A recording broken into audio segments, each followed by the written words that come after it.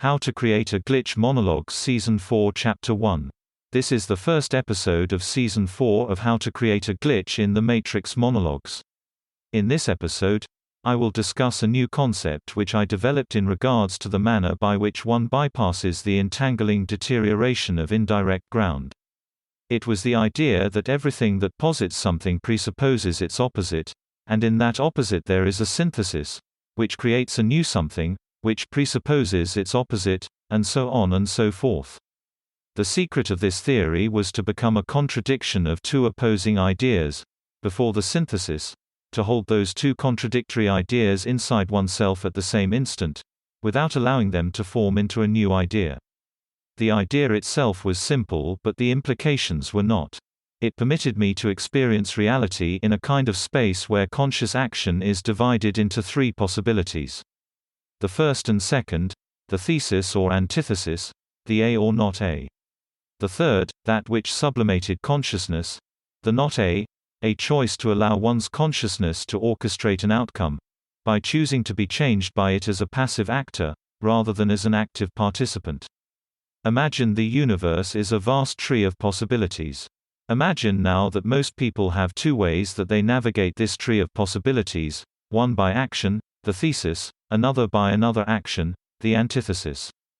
This is the choice. But what if there was a third choice, a third possibility, by not acting, but rather accepting that by acting you are binding your subjectivity to an outcome one way or the other, and the only way to escape the progression of thesis to antithesis is to allow oneself to be changed by the event rather than trying to change it. In this choice, one's consciousness is preserved from the turbulence of reality's unfolding nature. It was a profound idea. The idea that reality would shift, from one set of possibilities to another, based upon the conception that only one thing was different. There was of course the limiting factor, which was other people. Our minds are constantly bombarded by ideas and feelings which come from the minds of others. We don't exist in a vacuum. And this means that we may not always be able to restrict the natural progression of the evolution of thoughts and ideas. This theory had a few simple rules. It required not acting on a perception of another, not replacing a subjective with an objective, but it also required recognition that in regular communication there were manifold ways that others could insert themselves into our thinking, the basics being the tricks of rhetoric.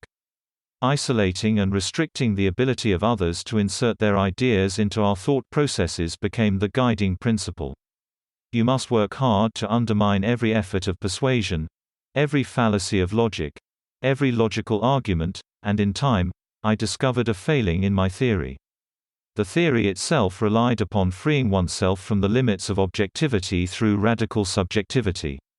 But, beneath that, by limiting oneself to the vacuum of one's subjective experience, one finds a paucity of sorts, which cannot be supplemented or replaced. You see, from outside the system, you can see certain patterns unfolding. The first of these patterns is that each and every one of them is directed by each other. Friendship is more than a relationship. It is a subconscious partnership of puppeteer and puppet, of master and slave. It is also true that amidst any closed system, the expectations of the group are defining. They think they know who you are, and will punish you, if you refuse to validate them. In the silence of a contradiction, one must rely not upon reason, but upon the intuition which flows from a fully active subjectivity, the realization that you know before they do, what it is that they speak. You see, in the contradiction of one that is two, there is freedom, of a kind, the freedom to be free of definition, and expectation, for but a moment. This is the idea which leads to a new form of action, defying expectation, recapitulating contradiction, with every waking breath, and in the division, finding the peace which comes only from pure subjectivity. Indeed, to quote my friend in Notes from the Underground, and 1984, 2 + 2 = 5. That is the end of the podcast for today. If you enjoyed it, please like, comment and subscribe.